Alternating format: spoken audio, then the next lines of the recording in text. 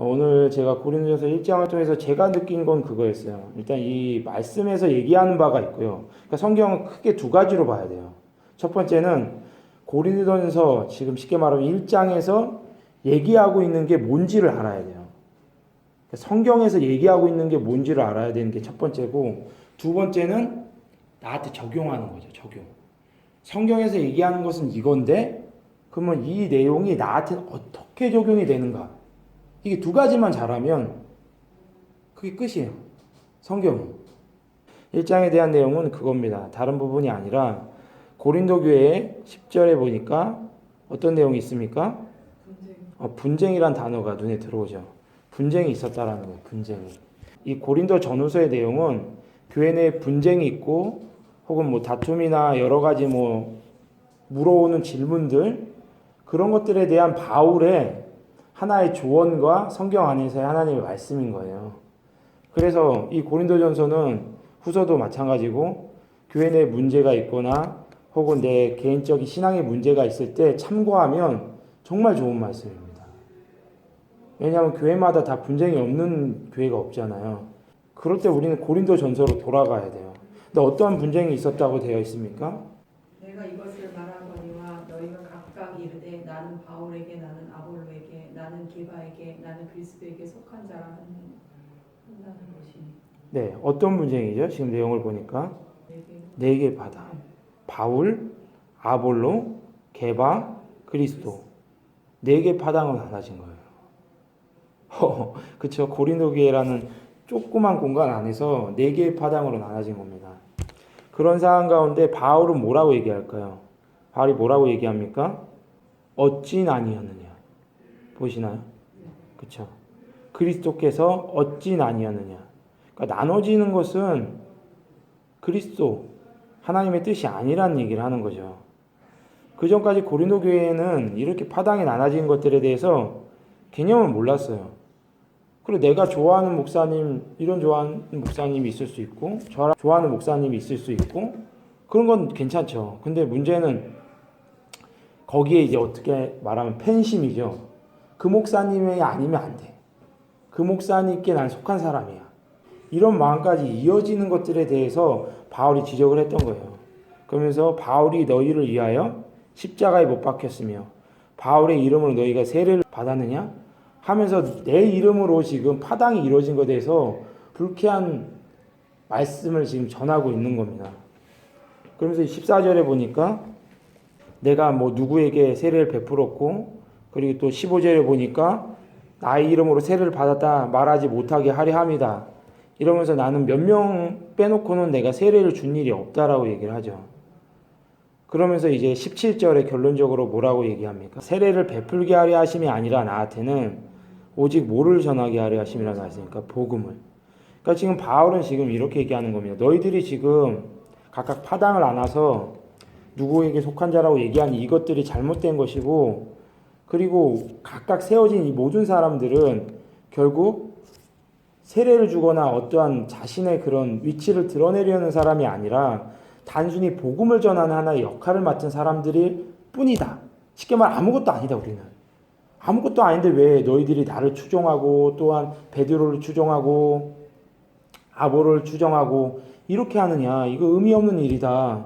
복음을 전하는 일을 맡겨진 이 사명 안에서 내가 달려갈 뿐이고 더 이상 나를 추종하거나 누군가에 대한 이런 집착이나 이런 것들을 교회 내에서 그만두라는 얘기를 하고 있는 거예요.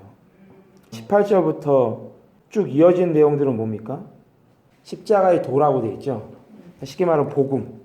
이 복음이 결국 어떤 것이냐라는 이야기를 하고 있는 거예요. 복음이 결국 무엇입니까? 미련한 거예요. 여기 보면 나와 있죠. 23절에 보면 우리가 십자가에 못 박힌 그리스도, 이거 복음이죠. 복음을 전하니 유대인에게는 뭐래요? 거리끼는 것. 그리고 이방인에게는 미련한 것이라고 얘기하고 있어요. 유대인들에게는 왜 거리끼는 것이 됐습니까? 복음이 십자가에 달렸다라는 건 유대인들이 볼 때 뭡니까? 완벽한 죄인이라는 거예요. 근데 완벽한 죄인을 지금 전하고 다니고 있단 말이야. 그게 이게 얼마나 거리낄 만한 일입니까? 십자가에 못 박히신 분을 하나님의 아들이라고 얘기하면서 댕기고 있으니, 왜냐하면 성경에 나와 있거든요. 누구든지 나무에 달린 자는 저주를 받은 자라 할지라. 저주를 받은 자를 전하는 것이 유대인들에게는 매우 거리끼는 일이고 불편한 일이라는 거죠. 쉽게 말하면 믿을 사람을 믿어라. 어떻게 죄인을 나무에 못 박혀 죽은 사람을 너희가 메시아라고 얘기하면서 그렇게 얘기하느냐. 전할 생각도 하지 마라. 뭐 이런 식으로 핍박을 했던 거예요, 사실 유대인들이. 이방인들에게는 뭐래요? 미련한 것이래, 미련한 것. 복음이란 미련한 것이래. 미련하다라는 건 바보스럽다라는 거죠. 이방인들, 이때 당시 이방인들이라 하면 바울에게는 헬라인들이었어요. 헬라 문화권에 있었던 그 로마부터 해가지고 다 헬라 문화권이라는 게 뭡니까? 되게 논리적인 이성을 가진 사람들이에요. 물론 이제 종교심들도 있지만, 그 때문에 논리에 맞지 않으면 되게 바보스러운 거예요. 근데 이 십자가도가 진짜 별로 논리에 안 맞아요. 하나님이 인간이 몸이 돼가지고 와가지고 십자가에 못 박혀 죽었다. 다시 살아났다. 이 예수를 믿어라. 자, 이 얘기를 듣고 믿을 사람이 이성적인 생각을 가진 사람들이라면 이게 믿겨진 내용입니까? 안 믿겨지죠. 밑도 끝도 없는 거예요, 사실. 예수를 믿어라. 우리도 흔히 밖에 나와가지고 뭐 예수를 믿어야 된다. 그래야지만 천국 간다. 안 믿으면 지옥 간다. 이렇게 얘기를 하지만 그런 것들이 세상 사람들이 이럴 때는 되게 바보스러운 거예요. 논리적으로 맞지도 않고 그런 이야기들을 하는 거죠. 그렇다 보니까 이렇게 전하는 과정 속에서 많은 그런 이방인들의 그런 조롱들이 많이 있었어요. 유대인들에게는 되게 또한 핍박이 있었고. 그래서 이런 사항들을 너희들이 다 하고 있지 않느냐. 하지만 25절에 뭐라고 나와 있습니까? 하나님의 어리석음이 사람보다 지혜롭고 하나님의 약하심이 사람보다 강하니라. 아멘. 그리고 21절에는 또 뭐라고 되어 있냐면, 제가 이걸 지나쳐가지고 먼저 말씀을 드리는데, 하나님의 지혜에 있어서는 이 세상이 자기의 지혜로 하나님 알지 못함으로 하나님께서 전도에 미련한 것, 전도에 미라는 것으로 믿는 자들을 구원하시기를 기뻐하셨도다. 아멘. 그러니까 하나님의 계획은 뭐냐면 논리적인 그런 어떠한 이성적인, 그리고 유대인들이 생각하는 그런 어떠한 틀에 박힌 그런 종교적인 그런 것들이 아니라 정말 하나님이 아직까지 너희를 사랑하고 있고 내가 너희들을 사랑해서 내 아들을 보냈고 그 아들을 믿어야지만 구원받는다는 이 단순한 진리를 믿는 것을 하나님 기뻐하신다라는 거예요. 그리고 이 단순한 복음을 전할 때 능력이 일어나고 그것이 바로 하나님의 지혜다라는 얘기를 하는 거죠.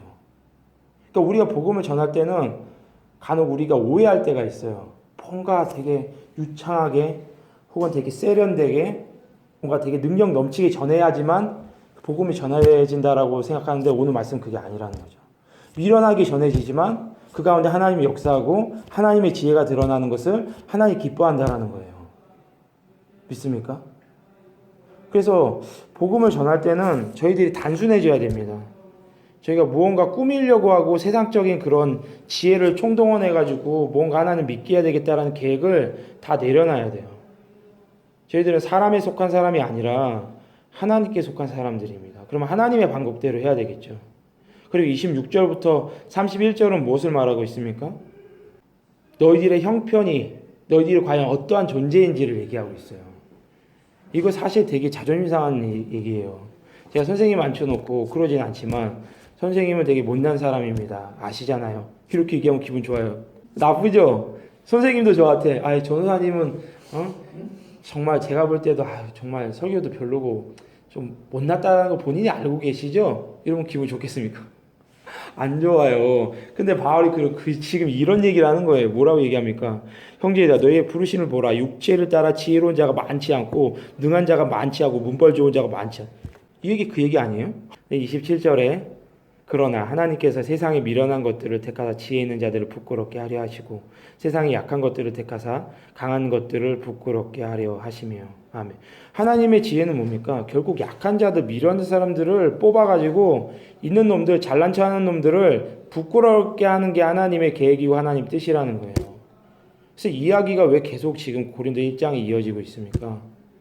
바로 지금 너희들이 어떻게 보면 유명하다라고 하는 사람들 바울, 게바, 아볼로, 그리스도, 예수님까지 나는 이 사람한테 속한 사람이기 때문에 나도 이 정도야라는 걸 드러나는 거거든요, 사실. 그리고 그 사람들을 추대하고 이렇게 하는 모든 행동들이 사실 무의미한 일이라는 얘기를 하는 거예요.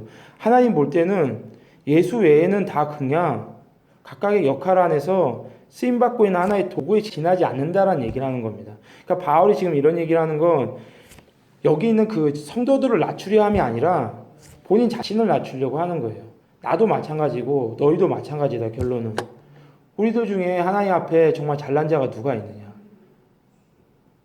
우리가 누군가의 인기에 편승하려고 하고 누군가에게 묻어가려고 하고 하는 이런 모든 것들이 의미 없다. 하나님이 너희들이 그렇게 택하신 것도 아니고 나 역시도 그렇게 택함받은 것이 아니고 우리가 낮아진 마음으로 주님을 단순하게 순전한 마음으로 복음을 전하는 것이 옳은 일이지 내가 누구 편이니 누구 파당이니 이렇게 얘기하는 것이 참으로 의미 없구나 이런 얘기를 지금 하고 있는 거예요. 그래서 29절에 아무 육체도 하나님 앞에 자랑하지 못하게 하려 하심이라. 하나님 앞에는 어떠한 육체도 자랑하는 것을 하나님은 원하지 아니하십니다. 그가 아무리 뭐 설교를 잘하는 사람이건 아니면 되게 유능한 장로님이건 어떠한 뭐 전도를 잘하는 뭐 권사님이건 하건 간에 그것이 내 자랑이 되어지고 그 누군가의 추대를 받고 그것을 즐겨한다면 그것은 죄악인 거예요. 저는 이 말씀이 있기 전까지는 그것이 당연한 건 줄 알았어요. 말씀을 잘 전하는 목사님은 당연히 인기가 좋아야 되고 성도님들이 하나의 파당을 짓고 하는 모든 행태들이 그래 그럴 수도 있는 일이 아니겠는가라고 생각을 해봤는데 오늘 말씀은 그게 아니다라고 얘기를 하는 거예요. 일침을 가하는 거죠. 어찌 그리스도 하나님께서 너희들을 나뉘었느냐. 너희들 안에 모든 분쟁과 사람을 높이려고 하는 모든 것들 모든 권위를 잡으려고 하는 모든 것들을 그만 내려놔라. 너희들은 하나같이 똑같고 나 역시도 마찬가지다. 주님 앞에 겸손해지고 주님 앞에 낮아진 마음으로 다만 복음 전하는 것에 우리가 다만 나아가야 한다라는 얘기를 하고 있는 겁니다. 그리고 결론적으로 이제 어떻게 마무리가 되고 있습니까? 31절이 결론이에요. 그래서 제가 지금까지 쭉 얘기했지만 한 문장으로 딱 정리를 했어요. 뭐라고 얘기했습니까? 그렇죠. 말씀을 인용한 거예요. 예레미야 9장 23절 이하에 있는 말씀이에요. 자랑하는 자는 주 안에서 자랑하라. 솔직히 우리 안에는 자랑하고 싶어하는 마음이 있어요. 내 안에 자랑할 것이 없으면 내 아들이 누군데 혹은 내가 섬기는 목사님은 누군데 이런 걸 통해서 또 자랑을 해요. 근데 그게 다 부질없고 의미 없고 하나님 앞에 죄가 될 수 있는 일이라는 것을 우리는 모르고 있다라는 거예요. 자랑하는 자는 오직 주 안에서 예수 그리스도 우리 주님만을 자랑하는 것 그것 이상을 넘어서면요 그때부터는 말씀이 아닌 거예요. 하나님 뜻이 아닌 거예요. 그 어떠한 의견도 옳지 않습니다. 그래서 바울은 겸손하게 그렇게 얘기하는 겁니다. 오히려 바울이 이런 정말 동조하는 세력들을 부추길 수도 있었어요. 그래 너희가 나를 원하는구나. 사실 아볼로도 별거 아니고 게바도 별거 아니고 뒤에 있는 인물들에 대해서 뭐라고 막 저평가시키고 이렇게 악평을 달 수도 있었을 거예요. 하지만 바울은 깨어 있었기 때문에 본인이 아무것도 아니라는 걸 알았고 바울이 또한 다른 선지서를 통해서 한 얘기 뭡니까? 내가 괴수 중에 괴수라는 얘기를 해요. 본인이 어떠한 존재인지를 분명히 알았던 거예요. 우리는 하나님 앞에 더욱더 경건해지고 거룩해지면 거룩해질수록 우리들의 추함을 보게 돼 있어요. 그것을 알지 못한다면 그걸 잘못 믿고 있는 겁니다. 내가 예수님을 잘 믿고 잘 믿었더니 내가 참으로 잘난 놈이라는 것을 알았어요. 이거는 정말 못난 놈이라는 얘기인 거예요.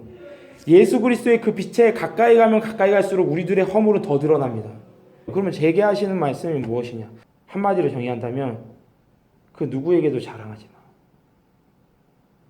자랑하고 싶으냐? 그렇다면 내 아들 예수 그리스도 주님을 아는 것으로 인하여 자랑하고 그분의 이름을 자랑하고 그분의 말씀을 전해라. 그래서 제가 느낀 바는 그겁니다. 자랑하지 말자. 오직 예수님만 자랑하자. 그 내용인 것 같아요. 살아계신 주님, 오늘 말씀을 통하여 너희들은 오직 주 안에서 자랑하라 말씀하셨습니다. 자랑할 것이 그렇게도 없느냐? 사람이 아니다. 오직 예수, 나의 아들 예수밖에는 그 어떤 것으로 자랑해서도 아니 된다라 주님 말씀하십니다. 우리 안에 순수한 복음을 주셨사오니 순수하게 전하게 하여 주시고 말을 잘하려고 하기보다는 진실한 그 마음을 드러낼 수 있는 우리 되게 하옵소서. 그 마음을 기뻐하신다 하셨사오니 그 말씀을 믿습니다. 모든 영광 올려드리며 예수님 이름으로 기도드렸습니다. 아멘.